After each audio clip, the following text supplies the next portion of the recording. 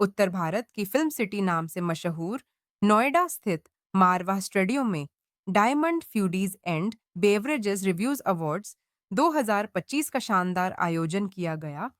कार्यक्रम में से कैबिनेट लेकर मंत्री फिल्म श्री मेकिंग चिराग से लेकर पासवान अपनी अलग अलग उपस्थिति अलग दर्ज अलग कराई। क्षेत्रों को doctor Sandeep Marwa for this evening, जहां पे उन्होंने ऐसे लोगों को सम्मानित करने का काम किया जिन्होंने राष्ट्रीय स्तर पर ही नहीं अंतर्राष्ट्रीय स्तर पर भी भारत की पहचान अलग अलग क्षेत्रों के माध्यम से बनाने का कार्य किया। वो कला का क्षेत्र हो, संस्कृति का क्षेत्र हो, फूड इंडस्ट्री जिससे मैं खुद जुड़ा हुआ हूँ as a minister for food processing industries.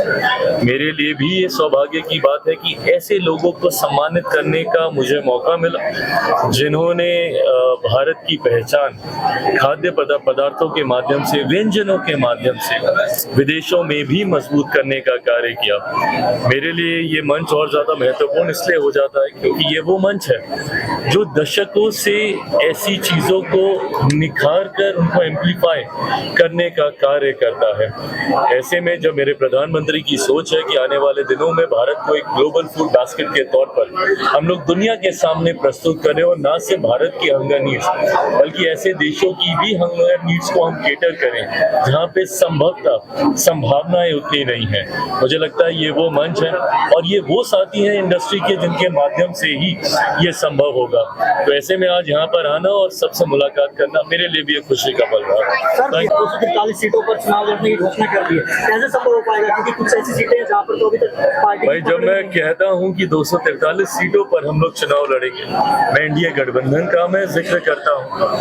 आप हर सीट को अपनी सीट मानकर जब तक उस ईमानदारी और निष्ठा के साथ आप प्रत्याशियों का समर्थन नहीं करेंगे तो कहीं ना कहीं आपका लक्ष्य, और इस बार हम लोग का लक्ष्य बड़ा है, हम लोग 243 में से 225 से ज्यादा सीटें जीतकर इस बार सरकार बनाने की सोच रखते हैं। तो ऐसे में हर एक घटक दल को उस सीट को अपनी सीट मानकर और इसी सोच के साथ जब मैं कहता हूं, मैं सिर्फ इतना ही नहीं कि मेरी पार्टी 243 सीट पर चुनाव लड़ेगी, हर सीट पर चिराग पासवान खुद उस प्रत्याशी में अपने आप को देखकर ये चुनाव लड़ेगा। मुझे बड़ी खुशी है कि एएफटी ने 32 साल अपने पूरे किए हैं, मारवा स्टूडियो ने 34 साल अपने पूरे किए हैं और इस उपलक्ष्य के अंदर जो हमने अभी हाल ही के अंदर एमपी थिएटर तैयार किया है उसकी एक भव्य यहाँ पर उद्घाटन था, जिसके लिए देश के यूनियन मिनिस्टर चिराग पासवान जी यहाँ मौजूद रहे। उन्होंने हमारे इस एमपी थिएटर का उद्घाटन किया तो पूरे कैंपस के अंदर एक नया उत्साह, नया जोश पैदा हुआ है। इसी के साथ साथ क्योंकि हमारे यहाँ पर AFT school of hospitality and tourism बेहतरीन और खूबसूरत ढंग से काम कर रहा है, उसके उपलक्ष्य में हम लोगों ने यहाँ पर कुछ अवार्ड रखे थे। जो लोग फूड एंड बेवरेज डिपार्टमेंट से जुड़े हुए हैं, जिन लोगों ने इस इंडस्ट्री के अंदर अच्छा काम किया है, उन्हें आज हमने आदरणीय मंत्री के कर कमलों द्वारा यहाँ पर सम्मानित करवाया है। ये लोग एएफटी के साथ भी जुड़े हैं और अपने अपने क्षेत्रों में बेहतरीन काम भी कर रहे हैं। फूड इंडस्ट्री के बारे में क्या कुछ कहना चाहिए आज?